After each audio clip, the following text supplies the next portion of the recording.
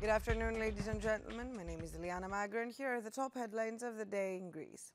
3 lawmakers of the far-right Spartans party, including its leader, will lose their parliamentary seats after Greece's special highest court cancelled their election today.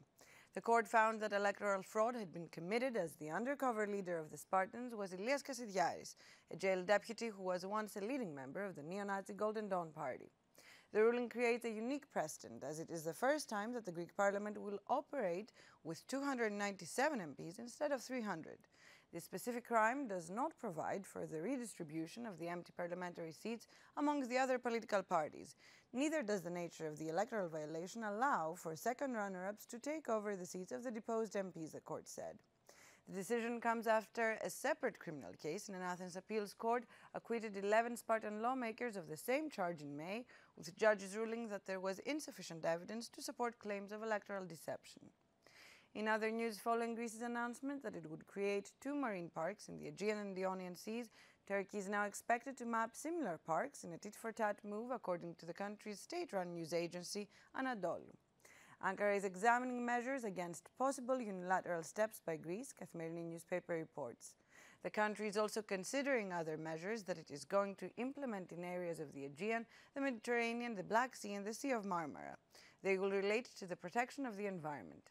Greek Prime Minister Kyriakos Mitsotakis announced yesterday that legal procedures for the creation of Greece's first 2 marine parks will begin within the month. Now, Greece has extended condolences to Austria, where at least 10 people were killed in a school shooting this morning. Deeply shocked by today's school shooting in Graz, the Greek Foreign Ministry wrote in a post on X earlier today. We extend our sincerest condolences to the families of the victims, and we stand with the Austrian people during this difficult time, the ministry added. In other news, Greek police have identified one of the 3 men who violently attacked a garbage collector on Saturday night while he was performing routine waste collection duties in the neighborhood of Kypseli. Officers carried out a search at his home address, but they did not find him there. Meanwhile, investigators are trying to identify the other 2 occupants of the vehicle from which the suspect stepped out to assault the victim. The confrontation began when the worker signaled to the driver that the available space between the truck and the roadside was insufficient for a safe overtake. The exchange quickly escalated, with the 3 men exiting the vehicle and assaulting the employee. The victim sustained minor injuries and has since filed charges against the assailants, while the municipality of Athens has condemned the incident. Now, a Greek hiker who fell into a ravine more than 800 meters deep in a remote forest in northeastern Greece on Monday afternoon has sadly died, the authorities said today. The hiker had fallen into the ravine after he and a friend were attacked by a bear. They were returning from a trek in the Fraktos forest in the Rhodope mountain range near the border with Bulgaria when a large brown bear appeared a few meters away from them. She gave him a push and he fell down, Dimitris Kyoroglu, who survived the attack, has said. He managed to climb on a tree and later called the emergency number 112 asking for help.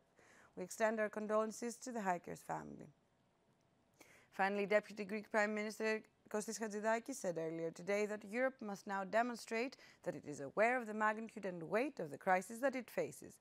The pressures on our economy, competitiveness and security, and the growing mistrust of some citizens leave no room for inaction, he added, from the podium of the Olympia Dialogues event, which took place at the Zappin Hall earlier today. Josef Ackermann, the former head of Deutsche Bank, was the main speaker of the event. And that's all for today. Tune in again tomorrow for Greece's first English language news bulletin. And ladies and gentlemen, have a good afternoon.